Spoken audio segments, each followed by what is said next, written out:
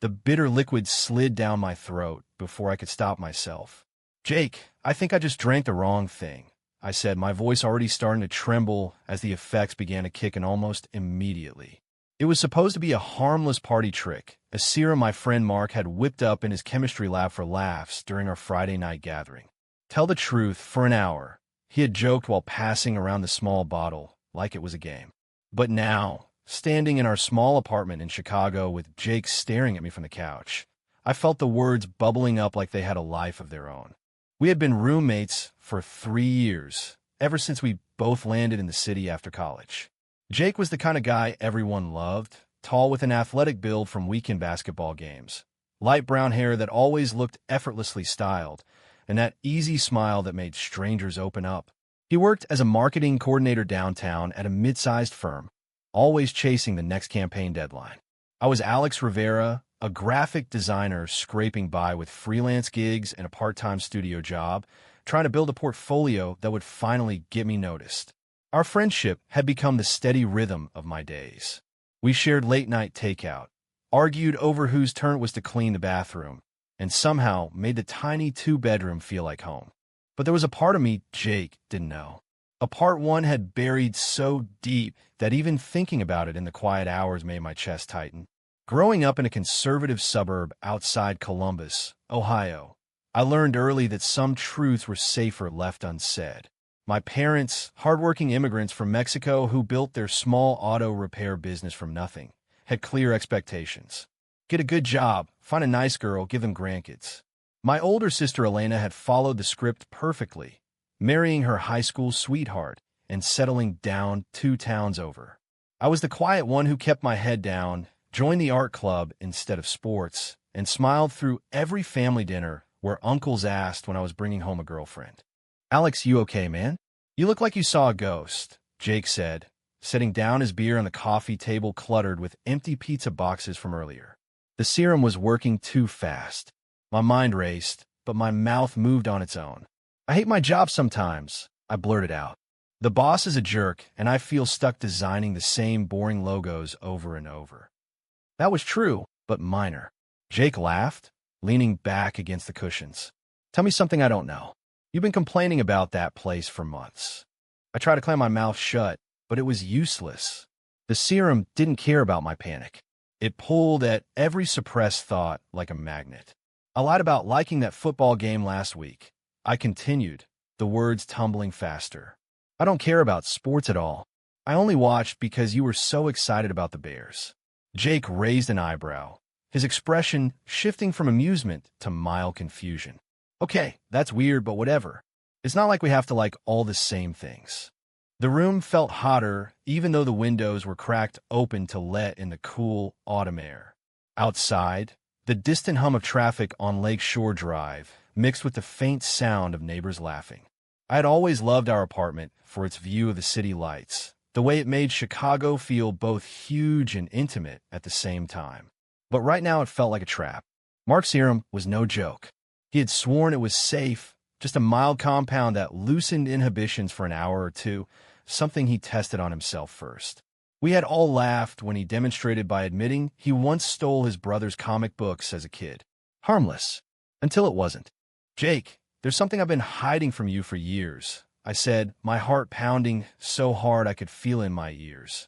The words were coming whether I wanted them or not. I gripped the edge of the kitchen counter, willing myself to stop, but the serum pushed harder. Memories flooded in unbidden. The first time I realized I was different, back in 10th grade, when I couldn't stop staring at our star soccer player during practice. The nights I spent scrolling through anonymous forums, searching for anyone who felt the same crushing weight of pretending. The careful distance I kept from Jake on movie nights, making sure our shoulders never touched too long, even when we were both exhausted and laughing at the same stupid comedy. Jake sat up straighter, his easy smile fading. "Dude, you're freaking me out.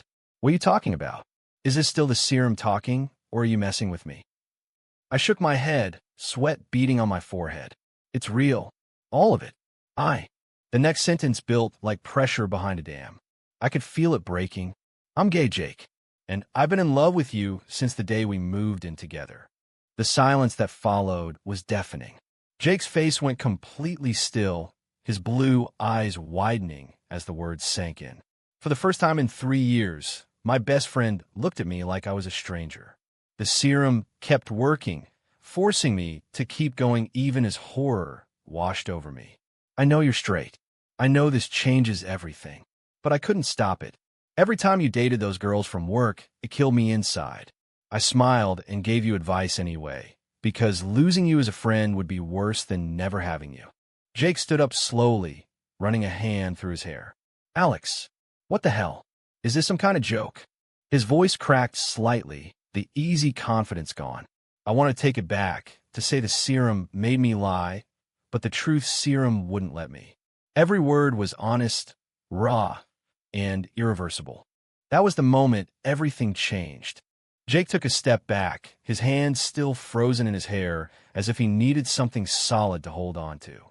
The apartment suddenly felt too small, the walls closing in around us. I could see the exact second the reality hit him. His shoulders tensed, and that familiar open expression he always wore around me shifted into something guarded and uncertain. You're serious, he said quietly, more statement than question. All this time, the serum was still in full effect, making me nod, even as tears burned at the corners of my eyes. Yes, every single day. When you brought Sarah home last summer, I stayed in my room pretending to work late because hearing you two laugh together hurt too much. I told myself it was fine, that I could handle it. But it was never fine. The words kept pouring out, details I had never planned to share. I told him about the college party where I first kissed a guy and felt both alive and terrified at the same time. About how I came out to my sister Elena over the phone 2 years ago, but swore her to secrecy because our parents wouldn't understand. About the nights I lay awake listening to him breathe in the next room, wondering what it would be like if things were different. Jake paced to the window, staring out at the glittering city lights without really seeing them. I don't know what to say, Alex. You're my best friend. We tell each other everything. Or at least I thought we did. His voice carried a mix of hurt and confusion that cut deeper than anger would have. Why didn't you trust me with this? Because I was scared. I answered immediately, the serum stripping away any chance to soften it. Scared you'd look at me differently. Scared you'd move out. Scared that the one person who made this city feel like home would disappear. I slid down to sit on the kitchen floor, my back against the cabinets, feeling completely exposed. The hour wasn't even half over, and already my life was unraveling. We stayed like that for what felt like forever. Jake eventually sat down across from me. Not too close, but not leaving either. He asked questions the serum forced me to answer honestly. Had I ever acted on my feelings? No. Had I dated anyone seriously? A few short relationships with guys I met through apps, always kept secret. Did I want him to move out? The question made my chest ache. No, but I understand if you need space. By the time the serum's effect started to fade, the damage was done. Jake said he needed time to process. He grabbed his jacket and left for a long walk, saying he'd crash at his brother's place for the night. I didn't stop him. How could I? I had just dropped a bomb on the most important relationship in my life. The next morning, I woke up to an empty apartment and a text from Jake. Need a couple days. Don't worry, I'm not mad. Just figuring stuff out. I spent the weekend in a fog, canceling freelance deadlines and avoiding calls from Elena. The silence in our apartment was louder than any argument. I replayed every moment of our friendship, wondering which ones he would now see through a different lens. The time we went camping in Wisconsin and shared a tent. The late nights editing his work presentations together. All innocent to him, loaded for me. On Monday, I dragged myself to the studio, but my focus was gone. My coworker Lena noticed something was off and asked if I was okay. I almost told her everything, but some truths were still mine to control. That night, Jake came home late. We exchanged awkward hellos in the kitchen. He looked tired, like he hadn't slept much either. Can we talk? He asked finally. We sat on the couch, the same spot where the confession started. Jake ran his hands over his face. I've been thinking nonstop. About you, about us, about all the times I probably made you uncomfortable without realizing it. I'm sorry for that. His sincerity caught me off guard. But I'm also trying to understand. You're still Alex. My roommate. My friend. That doesn't just disappear. I nodded, relief mixing with a lingering fear. The conversation stretched late into the night. Jake asked about my family, about how long I had known, about what I needed from him now. I answered carefully, no serum forcing me this time. For the first time in years, I felt seen. But the relief was fragile. Outside our apartment, the world hadn't changed. Work deadlines loomed. My parents were planning a surprise visit next month, and somewhere in the building a neighbor had made a casual homophobic joke in the elevator last week. The real test was just beginning. The days after the confession settled into an uneasy new normal. Jake didn't avoid me, but the easy rhythm we once had was strained. We still shared meals and watched shows together, but conversation stayed surface level. He stopped inviting me to his basketball games without explanation, and I stopped offering to help with his campaigns. The space between us felt measured, careful. I told myself it was progress, that he was still here, but every polite "thanks, man" cut a little deeper. At work, things weren't much better. My boss assigned me a new client project, a campaign for a conservative financial firm that wanted traditional family values imagery. The irony wasn't lost on me. I spent hours designing mock-ups that felt like lies, all while my own truth sat heavy in my chest. During a team meeting, Lena pulled me aside afterward. "You've been quiet lately. Everything good at home?" I hesitated before nodding. She was one of the few people at the studio I trusted, but saying the words out loud to another person still felt risky. Elena called that evening. "Mom and Dad booked tickets for next weekend. They're excited to see your new place." Her voice was warm, but carried an undercurrent of warning. "You know how they are. Don't give them any reasons to worry." She knew about my sexuality, but had always encouraged me to wait for the right moment. Now that moment felt forced closer by Jake's knowledge. What if he slipped up? What if my parents sensed the tension? When I told Jake about the visit, he offered to make himself scarce. "I can stay with my brother again. No big deal." His offer was kind, but it stung. "You don't have to hide too," I said. He looked at me for a long moment. "I'm not hiding. I just don't want to make it harder for you." That night we talked more openly than we had since the confession. Jake admitted the revelation had shaken his understanding of our friendship. I kept replaying moments, wondering if I missed signs. It made me question if I was a bad friend for not noticing. I assured him the hiding was mine, not his failure. The conversation opened a door. Jake started asking real questions. What was it like growing up gay in Ohio? How did I navigate dating apps without anyone at work finding out? For the first time, he shared his own vulnerabilities. His last relationship had ended because his ex wanted more commitment than he was ready for. He wondered aloud if he had commitment issues, if something in him was broken. I listened without the serum forcing my responses, and the balance felt almost like old times. But tension built elsewhere. At the gym downstairs, one of Jake's basketball buddies made a crude joke about roommate situations after hearing we were still living together. Jake shut it down quickly, but the look on his face when he came home told me it bothered him. "People assume things," he said over dinner. I didn't realize how much. That was the first time I saw him grapple with the external world reacting to us. My parents arrived on a Friday afternoon. Mom hugged me tightly at the airport, commenting on how thin I looked. Dad clapped me on the back and immediately started assessing the apartment building's security. Jake had cleared out as promised, leaving a note on the fridge, "Text if you need backup." The weekend was exhausting. Mom cooked enough food for a month, while Dad asked about my job prospects and whether I was seeing anyone special. I gave vague answers, my stomach in knots the entire time. On Sunday night, after they left, Jake returned. We sat on the couch with beers, the conversation flowing easier than it had in weeks. "Your parents seem nice," he said. "Intense but nice." I laughed despite everything. "They are. They just want the life they pictured for me." Jake nodded slowly. "I get that. My dad still asks when I'm going to settle down with a nice girl and give him grandkids." He paused. "Does it ever get easier? Not being what they expect." For the first time since the Serum incident, I felt truly hopeful. We were talking, really talking, but the peace was short-lived. The next morning at work, I received an email from HR about a mandatory diversity training. The timing felt like the universe was testing me. Meanwhile, Jake's brother mentioned something in passing about Jake seeming distracted lately. The external pressures were mounting, and I wondered how long our fragile understanding could hold before something broke it.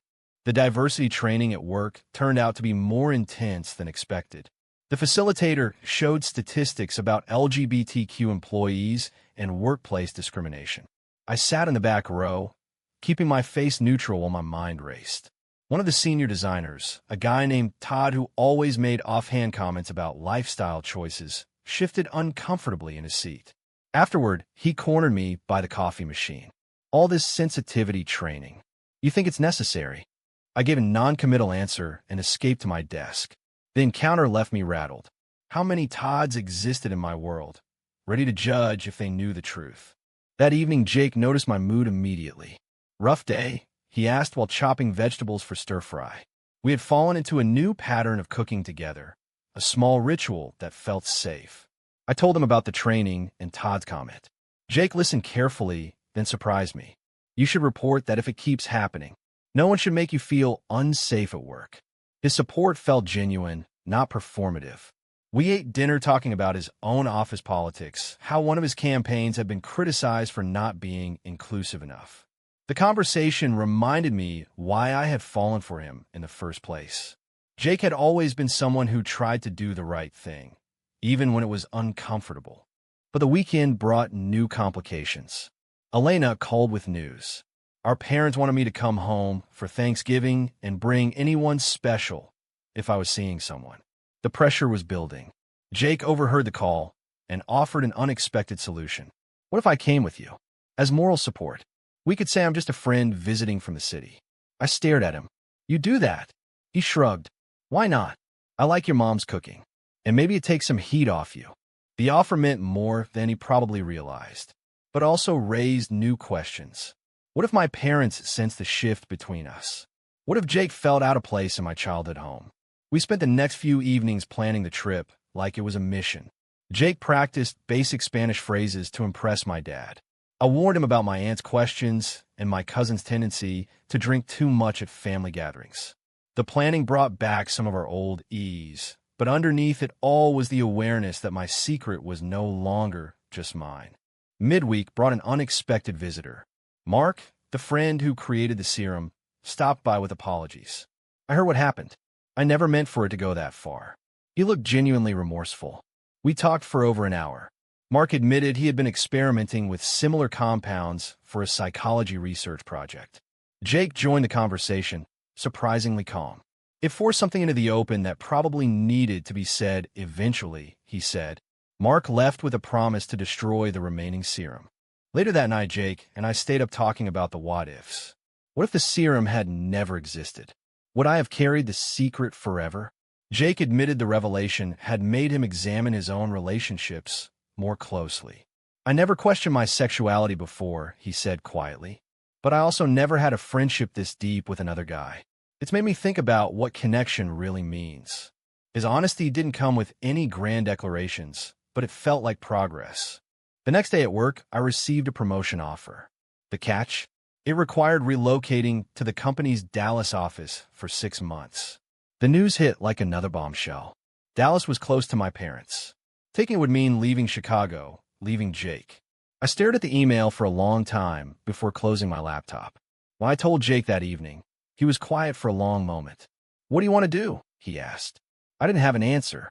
The choice felt like another forced revelation. Another moment where truth demanded action. The promotion offer created a new layer of tension. I spent 3 days researching the Dallas office, the cost of living, and what it would mean to be closer to my family while carrying this new version of myself. Jake gave me space to think, but I could tell it weighed on him too. One evening, he came home with tickets to a Bears game. "No pressure," he said. "Just thought we could do something normal." We went, and for a few hours the old friendship resurfaced. We yelled at the refs, shared nachos, and laughed like nothing had changed. But on the train ride home, the silence returned. My parents called to confirm Thanksgiving plans. Mom mentioned she'd invited the neighbor's daughter, a nice girl who had just moved back from college. The subtext was clear. I hung up feeling trapped. Jake saw my face and suggested we take a walk along the lake. The November wind was sharp, but the city lights reflecting on the water created a kind of peace. You don't have to go home if you're not ready, he said. I can make an excuse for you. His offer was generous, but running away wasn't the answer anymore. The truth serum had started something I couldn't undo. The week before Thanksgiving brought an unexpected confrontation. Todd from work overheard me on a call with Elena and made a snide remark in the break room about family pressure and secret boyfriends. The comment was loud enough for others to hear. I froze. Before I could respond, Lena stepped in. That's enough, Todd. Later she pulled me aside. If you need to talk, I'm here. No judgment. Her quiet support gave me courage. That night, I told Jake what happened. His reaction was immediate. Report it. Seriously. You shouldn't have to deal with that. We spent the evening drafting an email to HR together. Thanksgiving arrived with mixed emotions. Jake drove us to Ohio in his old SUV, the car filled with snacks and awkward playlist negotiations. When we pulled up to my parents' house, the familiar smell of mole and fresh tortillas greeted us. Mom hugged Jake like he was family. Dad grilled him about his job and sports knowledge. The weekend was a careful dance. I watched Jake navigate my family's expectations with surprising grace. He helped Dad fix a leaky faucet and complimented Mom's cooking in broken Spanish. But late one night, after everyone went to bed, Jake found me on the back porch. This is hard for you, he said simply. I nodded. Always has been. On the drive back to Chicago, Jake was quiet for the first 2 hours. Then he spoke. Watching you with your family made me realize how much you've been carrying alone. I don't want to be another person who makes that harder. His words carried weight. When we got home, he suggested we watch an old movie we both loved. Halfway through, he paused it. I've been thinking about what you said that night. About being in love with me. My heart stopped. You don't have to say anything, I started, but he shook his head. I need to. I'm not sure what I feel yet, but I know you're important to me. More than just a friend. And I want to figure out what that means without pressure. The admission wasn't a declaration of love, but it was honest. It was enough for now. The months that followed Thanksgiving brought gradual but meaningful changes. I turned down the Dallas promotion after long discussions with Jake and Elena. Staying in Chicago felt like choosing myself for once. At work, HR addressed the situation with Todd after my report. He received a warning, and the atmosphere in the studio shifted slightly toward more openness. Lena became a close confidant, someone I could talk to about the complexities of my life without fear. Jake and I navigated our new reality carefully. We went on walks that lasted hours, talking about everything from childhood memories to future dreams. He started reading articles about LGBTQ experiences and asked thoughtful questions that showed real effort. There were still awkward moments. When his brother visited and made assumptions about us, Jake corrected him gently but firmly. Each small act of allyship built something stronger between us. My parents eventually learned the truth during a surprise visit to Chicago. The conversation was difficult, filled with tears and questions, but their love didn't disappear. Mom needed time. Dad struggled with the cultural implications. But they were trying, and that mattered. Elena played peacemaker as always. The process was painful but necessary, another step in the long journey of living honestly. One spring evening, Jake suggested we visit the spot by the lake where we had talked after the Serum incident. The city was blooming, and the air felt full of possibility. I think I'm falling for you too, he said simply, taking my hand for the first time. The moment wasn't dramatic like in movies. It was quiet, real, and completely ours. We didn't rush into anything physical. Instead, we focused on building something intentional, learning each other in this new light while respecting the friendship that had come first. Looking back, the truth serum had forced a reckoning I had avoided for years. It shattered the careful walls I built, but also created space for something authentic to grow. The journey wasn't linear. There were setbacks, misunderstandings, and moments when I questioned everything. But each challenge revealed more about who I was and who I wanted to be. Jake wasn't perfect, and neither was I. But we were choosing each other every day in small ways that added up to something meaningful. The city continued its rhythm around us. New campaigns at work, family holidays, basketball seasons, and quiet nights in our apartment that now felt like home in a deeper way. The secret that once terrified me had become the foundation for a life lived more fully. True or false? A forced revelation of your authentic self can ultimately strengthen the most important relationships in your life more than years of careful secrecy ever could.